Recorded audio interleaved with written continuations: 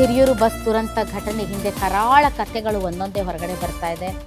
ಈ ಒಂದು ಬಸ್ ಬೆಂಕಿ ದುರಂತ ಹಲವಾರು ಮನಕಲುಕುವ ಸನ್ನಿವೇಶಕ್ಕೆ ಕಾರಣ ಆಗ್ತಾ ಇದೆ. ಬಸ್ನಲ್ಲಿ ಮೃತಪಟ್ಟ ನವ್ಯ ಮತ್ತು ಮಾನಸ ಇಬ್ಬರೂ ಕೂಡ ಆತ್ಮೀಯ ಸ್ನೇಹಿತೆಯರಾಗಿದ್ದರು.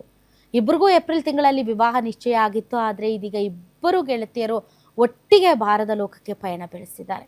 ಮಾನಸ ಮತ್ತು ನವ್ಯ ಇಬ್ಬರ ಮೃತದೇಹವು ಬಸ್ನಲ್ಲಿ ಪತ್ತೆಯಾಗಿದೆ.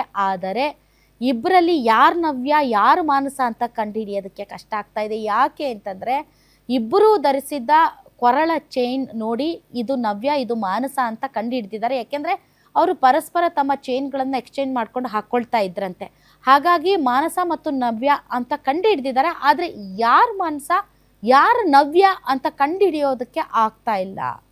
ಹೀಗಾಗಿ ಕುಟುಂಬ ಸದಸ್ಯರು ಅಲ್ಲಿಗೆ ಬಂದಿದ್ದಾರೆ. ಅವರ DNA ಟೆಸ್ಟ್ ಮಾಡಿದ ಮೇಲೆ ಇದರಲ್ಲಿ ನವ್ಯ ಯಾರು ಮಾನಸ ಯಾರು ಅಂತ ಗೊತ್ತಾಗುತ್ತೆ. ಸೊ ನವ್ಯ ಮಾನಸ ಜೊತೆಗೆ ಇನ್ನೊಬ್ಬ ಗೆಳತಿ ಕೂಡ ಪ್ರಯಾಣ ಬೆಳೆಸಿದ್ರು. ಅವರು ಬದುಕುಳಿದಿದ್ದಾರೆ. ಆದರೆ ಇವರಿಬ್ಬರೂ ಕೂಡ ಈಗ ಸಾವನ್ನಪ್ಪಿದ್ದಾರೆ. ಬದುಕುಳಿದಿರುವಂತಹ ಗೆಳತಿ ಅವರ ಕುಟುಂಬ ಸದಸ್ಯರಿಗೆ ಕಾಲ್ ಮಾಡಿ ಹೇಳಿದ್ದಾರೆ ದುರಂತದ ಬಗ್ಗೆ. ಫ್ಯಾಮಿಲಿ ಮೆಂಬರ್ಸ್ ಬಂದಿದ್ದಾರೆ. ಆದರೆ ಮೃತದೇಹ ಯಾವುದು ಅಂತ ಕಂಡುಹಿಡಿಯೋಕ್ಕಾಗದೆ ನೋಡಿ ಎಷ್ಟು ಮಗಳನ್ನು ತುಂಬ ಚೆನ್ನಾಗಿರೋ ಸ್ಥಿತಿಯಲ್ಲಿ ನೋಡಿದಂತಹ ತಂದೆ ಸುಟ್ಟು ಕರಕಲಾಗಿರುವಂತಹ ದೇಹಗಳನ್ನು ನೋಡಿದಾಗ ಯಾರಿಗೇ ಆಗಲಿ ಹೇಗಾಗಬೇಡ ಅಂತ ಮಕ್ಕಳನ್ನು ಎಷ್ಟು ಪ್ರೀತಿಯಿಂದ ಎಷ್ಟು ಅಂದ ಚಂದದಿಂದ ಬೆಳೆಸಿರ್ತಾರೆ. ಅಂಥ ಮಕ್ಕಳು ಸುಟ್ಟು ಕರಕಲಾದಾಗ ಆ ಒಂದು ಸ್ಥಿತಿಯಲ್ಲಿ ನೋಡೋದಕ್ಕೆ ಹೆತ್ತ ಕರಳು ಎಷ್ಟು ವಿಲವಿಲ ಅಂತ ಒದ್ದಾಡಿರುತ್ತೆ ಏನು ಕತೆ.